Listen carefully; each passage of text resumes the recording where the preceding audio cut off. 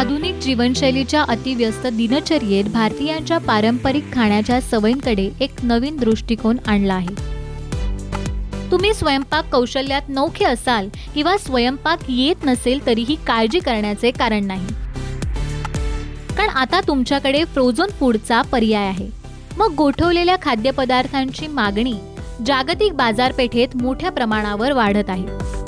मांसाहारीसाठी कबाब ते चिकन आणि शाकाहारी लोकांसाठी पिझ्झापासून ते पराठे यापर्यंत फ्रोझन फूडचे भारतीय मार्केटमध्ये अनेक पर्याय मिळतील. दरम्यान गोठवलेल्या माशांनी भारतीय स्वयंपाकघरात एक विशेष स्थान निर्माण केले आहे.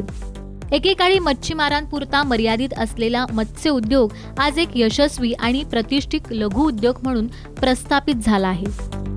विशेष म्हणजे भारत हा जगातील दुसऱ्या क्रमांकाचा मत्स्य उत्पादक देश आहे.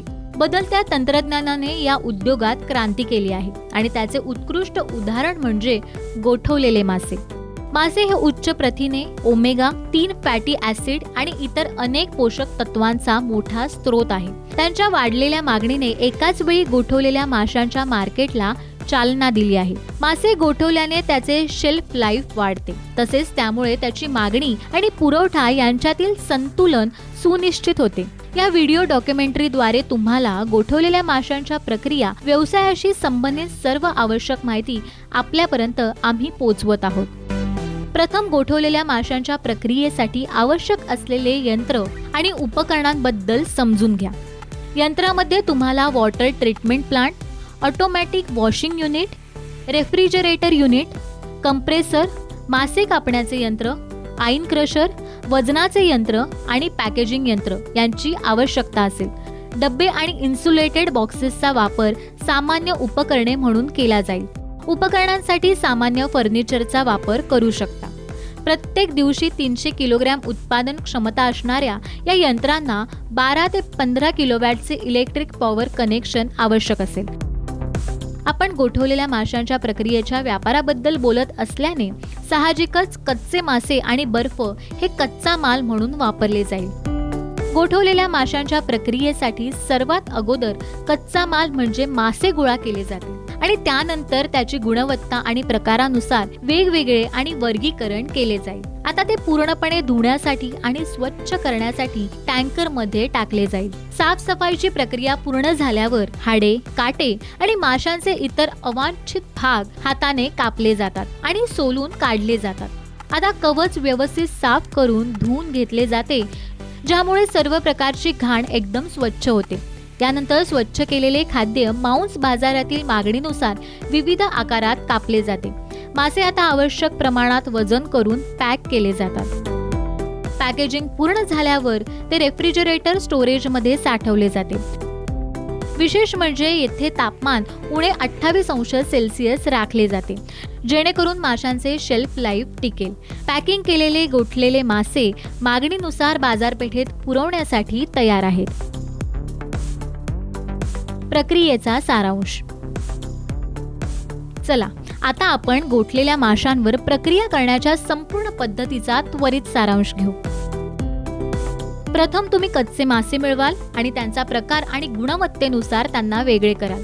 नंतर पूर्णपणे साफ केल्यानंतर हाडे आणि काटे हाताने कापले जातील आणि सोलून काढले जातील. आता कवच व्यवस्थित धुतल्यानंतर माशांचे मांस मागणीनुसार वेगवेगळ्या आकारात कापले जाईल आणि त्यांचे वजनही केले जाईल. यानंतर ते उणे 28 अंश सेल्सिअस तापमानावर पॅक करून साठवले जाईल. हे पॅकबंद मासे आता मागणीनुसार बाजारपेठेत पुरवले जाऊ शकतात. गोठलेले मासे प्रक्रिया व्यवसायासाठी किमान 1500 ते 2000 चौरस फूट क्षेत्र आवश्यक आहे, ज्यात कच्चा माल साठवून शीतगृह, पॅकेजिंग आणि कार्यालय क्षेत्र देखील समाविष्ट आहे. लक्षात घ्या की क्षेत्र तुमच्या प्रकल्पाच्या आकारावर देखील अवलंबून आहे. हा व्यवसाय कुशल, अकुशल कामगार, लेखापाल, पर्यवेक्षक आणि इतर कामगारांसह 9 ते 10 लोकांसह सुरू केला जाऊ शकतो. गोठवलेल्या व्यवसायाशी संबंधित गुंतवणूक ही पूर्णपणे तुमच्या व्यवसायाच्या दैनंदिन उत्पादन क्षमतेवर अवलंबून असते. म्हणजेच हा व्यवसाय मोठ्या प्रमाणावर चालवला जात आहे की लहान प्रमाणात. प्रत्येक दिवशी 300 किलोग्राम उत्पादन क्षमता असणारा हा व्यवसाय लहान प्रमाणात चालवण्यासाठी लागणाऱ्या मशीनची किंमत अंदाजे 22 ते 25 लाख रुपये असते. त्याच क्षमतेचा प्लांटमधून आपण 8 ते 10% नफा मिळवू शकतो.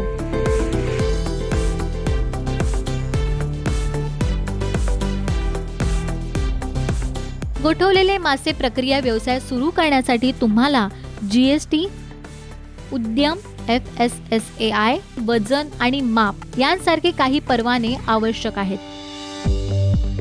प्रधानमंत्री सूक्ष्म खाद्य उद्योग उन्नयन योजना म्हणजेच PMFME एक अखिल भारतीय केंद्र पुरस्कृत योजना आहे, ज्यामध्ये केंद्र आणि राज्य सरकारमध्ये या पद्धतीने खर्च विभागून घेतला जातो. ही योजना 2020-21 ते 2024-25 या 5 वर्षांच्या कालावधीसाठी लागू असेल. या योजनेद्वारे 2 लाख सूक्ष्म अन्न प्रक्रिया युनिट्सना थेट मदत, आर्थिक, तांत्रिक, विपणन आणि ब्रँडिंगसाठी अर्थसहाय्य मिळेल. वैयक्तिक उद्योग 35% दराने बँक कर्जाशी निगडीत भांडवल अर्थसहाय्य घेऊ शकतात. कमाल अनुदान 10 लाखांपर्यंत असू शकते. लाभार्थ्याने किमान 10% योगदान देणे आवश्यक आहे.